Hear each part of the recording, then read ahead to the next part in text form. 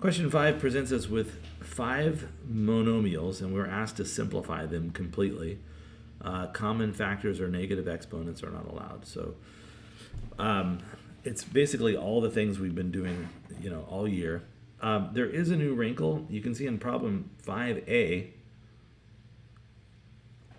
I've included this idea that we've talked about, that if you have a fraction raised to a negative power, it's the reciprocal raised to the positive power. So for example, if I had like 2/5 and I raised that to the negative second, if I did that on my calculator, it would literally say 25 in the top and 4 in the bottom. It would say 25/4. So I look at a lot of these patterns, I'm like, okay, I get this. What it's saying to me is that if I have a fraction raised to a negative power, I can take the reciprocal, right, and raise it to the opposite power. So this 2/5 raised to the negative second is the same thing as 5/2 raised to the positive second. And I can see evidence of that just using some numerical examples on my calculator. Now, I use that and I transformed this problem by writing it as 21 times x to the 4th power over 7. And then instead of having a negative third power, it's going to become positive third. The other thing that I see is inside of the numerator, I've got 21 over 7. And I know 21 is 3 times 7 over 7. So before I take it to the next step and I raise it to the third power, I'm going to simplify that. 21 over 7 is just 3 over 1. So that fraction inside actually becomes 21. Nope, it becomes 3. That's equivalent to 3 times x to the 4th power. And that's what I'm raising to the, get back up here. And that's what I'm raising to the third power. So the reasoning here is that this 21 divided by 7 is equal to 3. So that's where this comes from. And the x to the 4 stayed the same. Now I've got to cube both of these. This is literally, if I wanted to write it out, it's 3x to the 4th, 3x to the 4th, 3x to the 4th. And but that's exactly the same as 3 cubed times x to the 4th cubed, which is x to the 12th. So what I'm looking at here is 3 times 3 is 9 times another 3 is 27, and then x to the 12th power. And some of you are kind of fond of testing these things. If you store an obscure value of x in your calculator, you can verify that it's going to produce the same output for any value. That's how that's certainly what we just did going forward is a proof of this, right? What I'm saying now is not a proof. That's just checking to see if particular values work. We're saying, because of all the logic we've used to get to this answer, that this is, right, algebraically equivalent to this. And regardless of the value of x you pick, those two expressions will always produce the same output. Okay, let's go on to part B. Just taking a kind of a big look at it. I think the thing that I'm going to deal with first is this, right? I can see it's a to the negative third, and I know that I can multiply any fraction by the number 1, and I don't change its value. The benefit of multiplying this by a giant 1 in the form of a to the third over a to the third is this will completely, right, neutralize this negative exponent.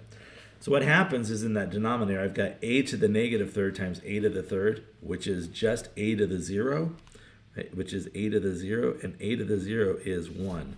So in this very first step, what this becomes, if I just rewrite things, I'm going to have an a to the third power, b to the 4th, a to the 2nd power, and the denominator is going to become a b to the 2nd power, and there's going to be this new a to the 3rd that shows up right here, right? These two are not part of it because when I multiply this a to the 3rd times this a to the 3rd, that just equals 1. If I wanted to, I could put a 1 right there to remind myself of that, but it's not necessary. In the numerator, I have 1, 2, 3 factors of a, 4, 5 factors of a, 6, 7, 8 factors of a. So it looks like we should have a to the 8th power. And again, you can see my dots there I'm using to track that. So I've got a to the 8th power. And then the other thing that I have is I've got 4 factors of b in the numerator. I could write it out like this if I wanted to. And in my denominator, I've got 2 factors of b. And you can see that there's a common factor of b squared in both of those. That forms a giant 1, and I'm left with just 2 factors of b in the top, up in the numerator. So my final answer is a to the 8th, b to the 2nd. So I'll just write that over here. A to the 8th power times b to the 2nd power. Okay, let's move on to part A, B, C. Ooh, this does not look great. So I've explained why this happens in the previous step, so maybe I'll just go ahead and just, I see this and I could do 3 different things. It's just like, where do I want to go?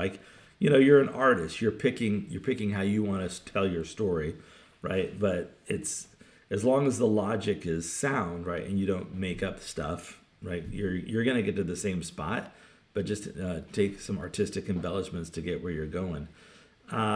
I am just going to do this. I'm going to just circle this and tell myself that is going to be b squared up in the numerator. So I'm going to rewrite the whole thing just for practice.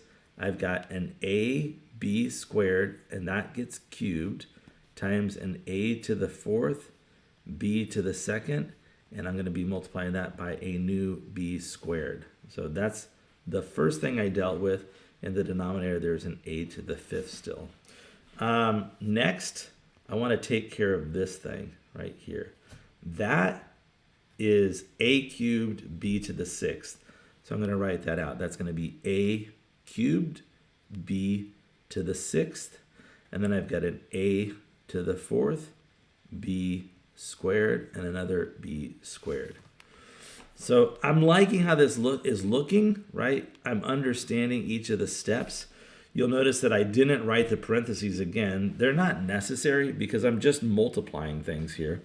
It's not like there's something that has to be distributed. So by dropping the parentheses, I'm just indicating I can reorder the groupings. So in the numerator now, I've got 1, 2, 3, 4, 5, 6, 7 factors of a. So I'm going to write that as a to the 7th.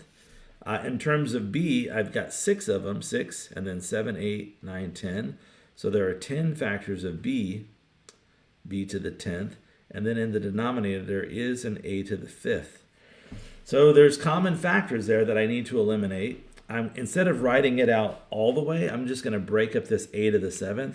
A to the 7th is a squared times a to the 5th, right? That's exactly what a to the 7th is, right? So it's not a mystery. This is a to the 7th. And what I just wrote here is a to the 7th.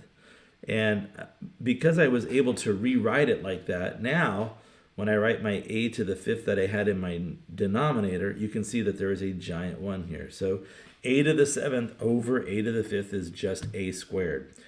So my final answer looks like I've got an a squared in the numerator and a b to the 10th in the denominator. That is the answer.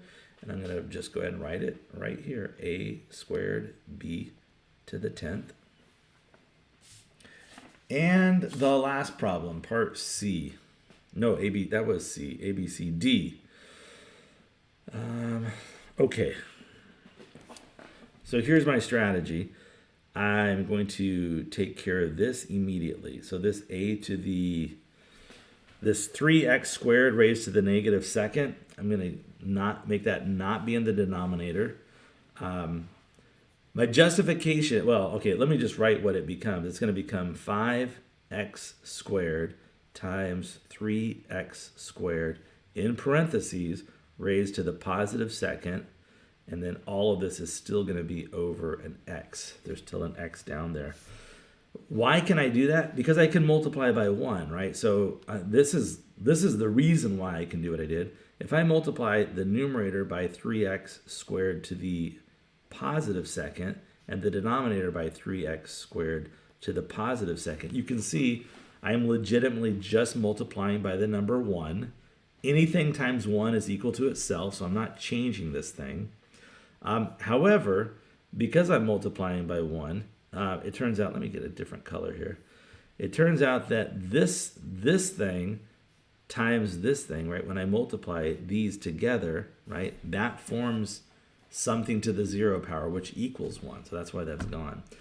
The upshot is, all I'm noticing is that at the end of the day, this thing ends up in the numerator, and that's why I put this up in the numerator. All right, so let's move on. So I'm going to square the 3x squared. I'm going to square the 3x squared. So this thing, I'll circle it in green. The 3x squared, right, I'm going to square the 3x squared. That's going to become, let's go ahead and rewrite the 5x squared, but it's going to become 3 times 3 is 9. X squared times x squared is x to the 4th, still over a single factor of x. 5 times 9 is 45, so I've got 45 times 1, 2, 3, 4, 5, 6 factors of x, x to the 6th, all over a factor of x. And you can see it, right? There's a common factor of x in both the top and bottom. So this is going to become 45x, I'll write it out, x times x to the 5th over this x. This thing right here, x to the 6th, I just broke up. It's x times x to the 5th, which forms a 1. So the only thing that I'm left with is 45 x to the 5th in the numerator. So that is our final answer there. We're going to write 45 x to the 5th power. And we are done with that.